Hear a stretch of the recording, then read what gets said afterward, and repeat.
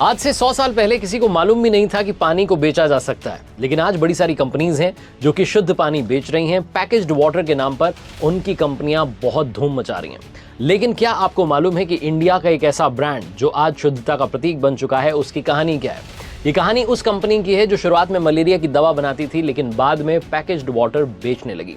Felis Bisleri नाम के Italy के बिजनेसमैन ने इसकी शुरुआत की। 1921 में उनकी मृत्यु हो गई मिलान में। उनके चले जाने के बाद डॉक्टर रोजीज ने इस कंपनी को संभाला, इसके मालिक बने।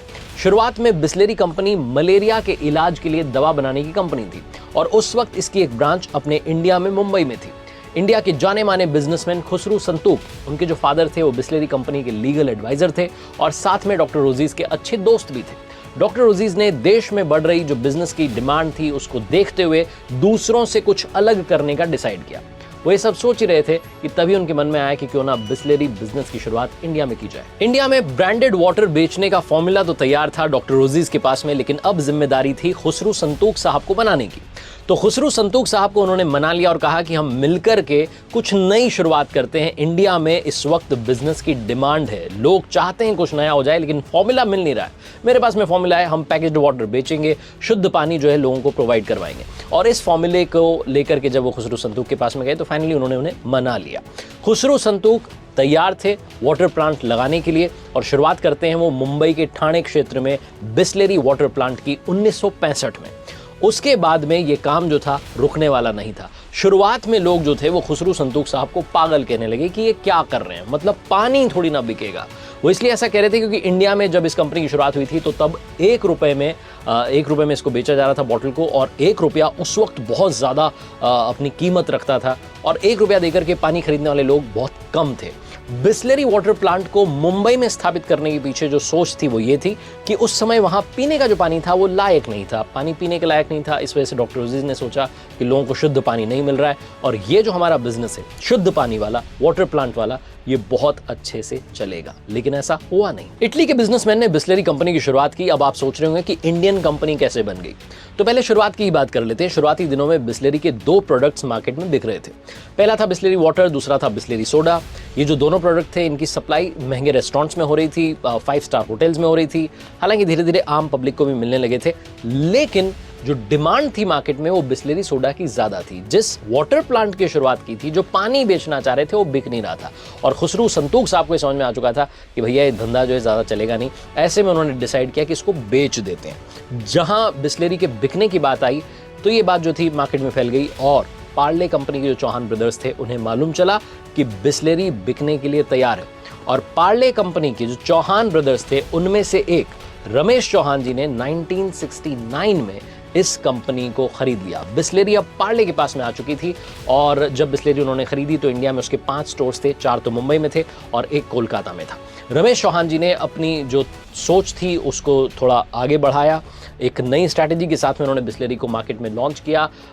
वो कंपनी पानी तो बेच ही रहे थे बिस्लेरी कंपनी का, लेकिन साथ में 2 और ब्रांड लेकर के आए, बबली और स्टिल, और साथ में बिस्लेरी सोडा भी वो लेकर के आए। तो पार्ले ग्रुप ने कई सालों तक बिस्लेरी के नाम से इसे बेचा। आगे चल करके कंपनी ने सॉफ्ट ड्रिंक भी लॉन्च की जो कि कांच की बोतल में बेची जाती थी, जिसे पीने के बाद में बोतल को वापस लौटाना होता था, अगर आपको वो जमाना याद हो। पार्ले कंपनी बिस्लेरी को लेकर के अलग अलग स्ट्रैटेजी तैयार कर रही थी और ऐसे में उन्होंने सोचा कि जो इंडिया में पब्लिक ट्रांसपोर्टेशन वाली जगह हैं, सार्वजनिक जगह जो हैं, स्पेशली बस स्टैंड हो गया, रेलवे स्टेशन हो गया, सड़क किनारे हो गया, ढाबे हो गए, ऐसी जगहों पर हमें बिस्लेरी वाटर जो है उसे पहुंचाना है। और वहां के लोगों को उन्होंने डिस्ट्रीब्यूटर बनाना शुरू किया जो कि आसपास दुकानें लगाते थे।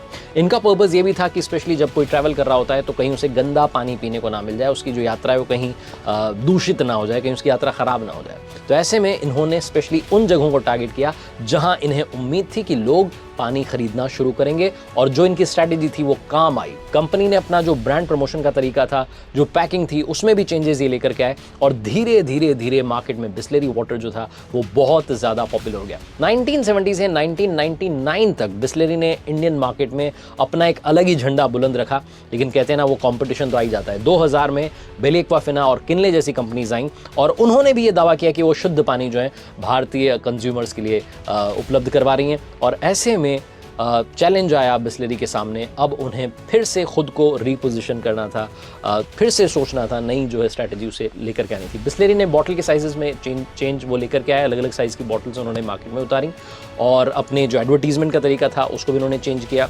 एक ऊंट वाला विज्ञापन है जो आजकल बड़ा पॉपुलर है, आपने देखा होगा। तो लगातार वो अपने एडवर्टाइजिंग कैंपेन्स को चेंज करते रहे और वो ये कोशिश करते रहे कि जो उनकी स्पेस है इंडियन मार्केट में वो कहीं ना जाए। आज भी अगर बात करें तो लगभग 60% से ज़्यादा हिस्सेदारी इंडियन मार्केट में बिस्लेरी कंपनी रखती है।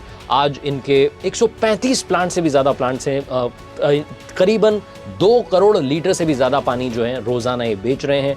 और अगर डिस्ट्रीब्यूटर्स की बात करें तो हज़ारों इनके डिस्ट्रीब्यूटर्स इस वक्त बन चुके हैं और अगर रिटेल आउटलेट्स की बात करें तो लाखों में संख्या पहुंच चुकी है। बिस्लेरी कंपनी की ये जो कहानी है सिखाती है कि लाइफ में अगर आप सही स्ट्रैटेजी के साथ में आगे बढ़ें, सही सोच के साथ में आगे बढ़ें, तो चाहे तमाम चैलेंजेस आ जाएं, चाहे तमाम लोग कहें कि आप गलत काम करने जा रहे हैं, ये आपके बस की बात नहीं है, आपको पागल कहने लग जाए पब्लिक, लेकिन आपको अपना काम करते रहना है और बताना है कि जो आपने सोचा था वो बिल्कुल सही सोचा था। अगर आप बिजनेसमैन बनना चाहते हैं तो ये जो बिस्लेरी की कहानी है ये आपके लिए बहुत ज़्यादा फायदेमंद है। चाहते आते फिर से वही बात जो कहता हूँ, कर दिखाओ कुछ ऐसा कि दुनिया करना चाहे।